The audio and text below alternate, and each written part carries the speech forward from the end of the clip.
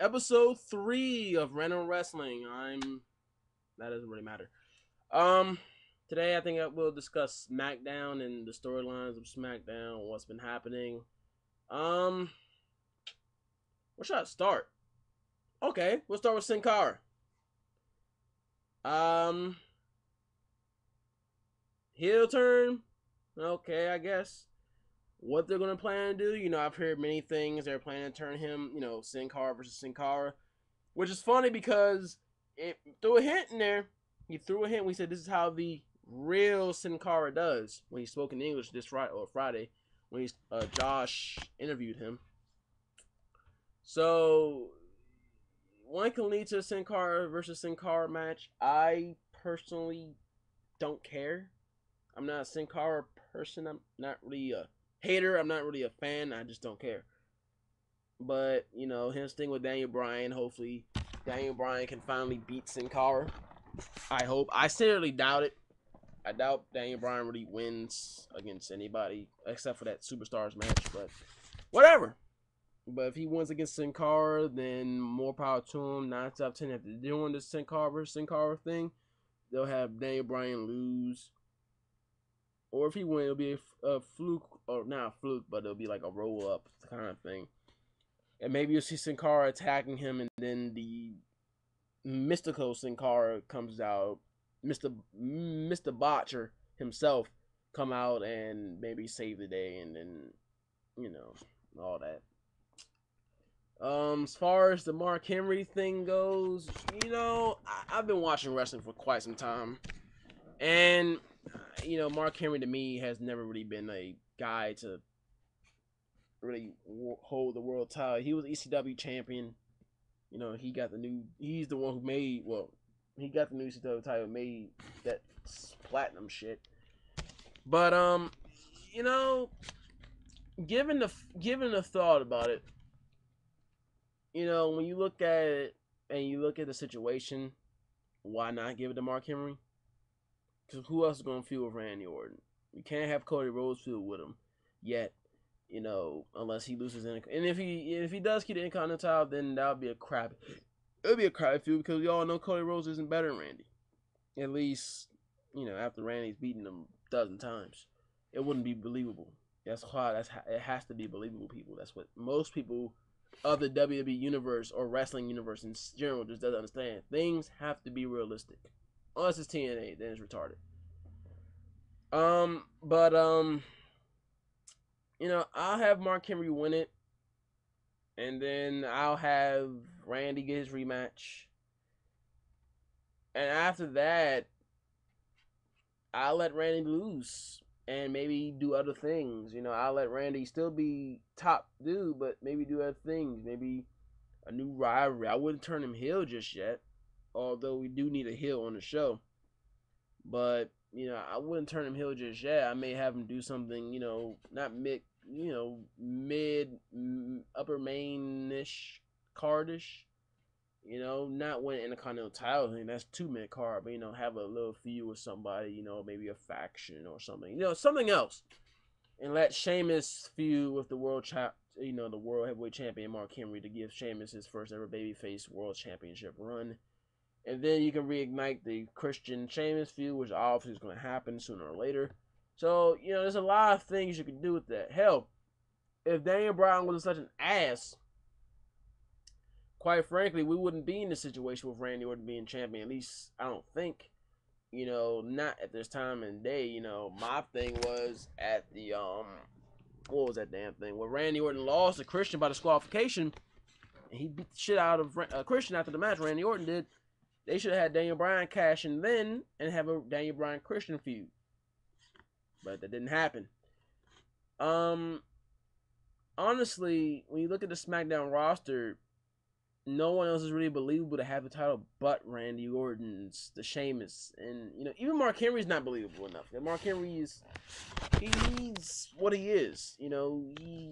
He's been there, so I guess he can get it as a thank you gift, but he's not really believable to me.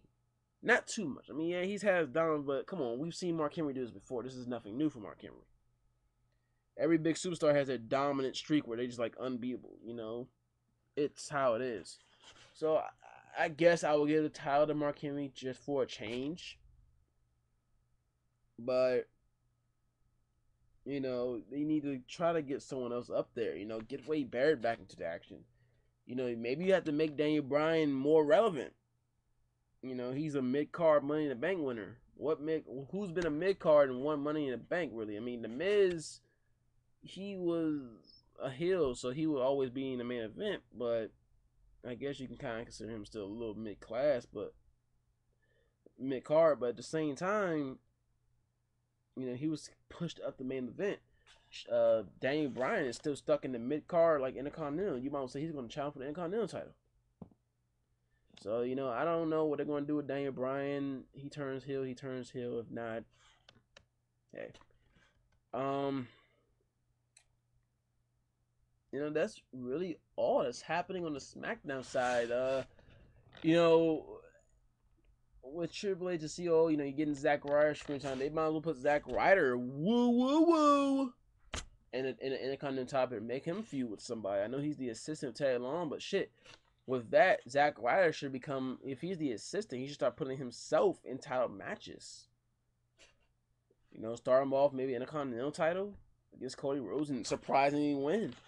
And maybe one day if he can build up the better, he's already a good mic person, at least in my opinion. But he has to get a little bit more, he can't be a joke character that much anymore. And maybe build up for a world heavyweight title shot, then I think he can, be a contender for it. As of right now, definitely should put himself in the Intercontinental title match or something. He's there. So I mean, but they really have nobody. Wade Barrett is becoming a jobber. JTG is crap. People should, maybe Tyson Kidd get a push. I would say these people, Tyson Kidd and JTG, if they brought back the cruiserweight title, if not cruiserweight, light heavyweight title, at least something cruiserweight-ish, like the X Division title, something like that, for the smaller guys to get for the third mid card, for the lower card, so they can at least have a storyline. But WWE doesn't do that. That could be on SmackDown's brand. Because SmackDown definitely needs an edge. You people ban on Randy Orton. But it isn't Randy's fault. He's one guy. Raw is filled with superstars. Randy Orton is the only guy on SmackDown, with the exception of Christian and Sheamus. And let's face it, Christian's a heel, and he's slowly slipping out of main events.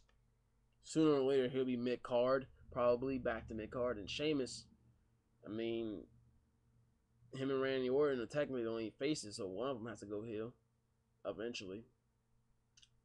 You don't have Undertaker on it anymore. Kane's injured, so, and Kane, you can't really do much with Kane unless Kane is technically, I guess, heelish or has some kind of evil threat. Can't really do too much with Kane anymore. He's, not easy character to make up when Undertaker's not around, or when someone, big. You got Jinder Mahal, but Jinder Mahal is a guy who, to me, isn't that good, and Great Khali is just as much crap as he is. So it's looking weak on the SmackDown sides. You can't blame Randy Orton for the low tickets of SmackDown. It's SmackDown in general. It's SmackDown in general. Because all you have is Randy Orton. That's the thing. I can understand you people hating John Cena because they push him when you have other people, but that's all you have is Randy Orton. To be really pushed, Randy Orton, Sheamus, and Christian. Mark Henry is meh. The fact that he is the biggest heel in SmackDown tells you something. I thought it'd be Sheamus when it first got drafted to him, but apparently they turned him face. So I don't know how it's gonna act. I don't know how it's gonna work on SmackDown. Hopefully Daniel Bryan does not wait to WrestleMania to cash in his money in the briefcase, because gosh. What else is on SmackDown, really? 3-man announced team, Booker T and all them. Whatever. Kansas, whatever. Whatever. The Divas division is just as much shit as everything else. That's probably the the shit turd WWE right now, and I don't give a shit what anyone says. Beth Phoenix and Natalya can't do it by themselves. But that's really all the SmackDown. You know, if I had to rate SmackDown right now, I'd definitely give it like a 4. Probably even lower than that. As a matter of fact, my official score of SmackDown these past couple months has been technically like a 2.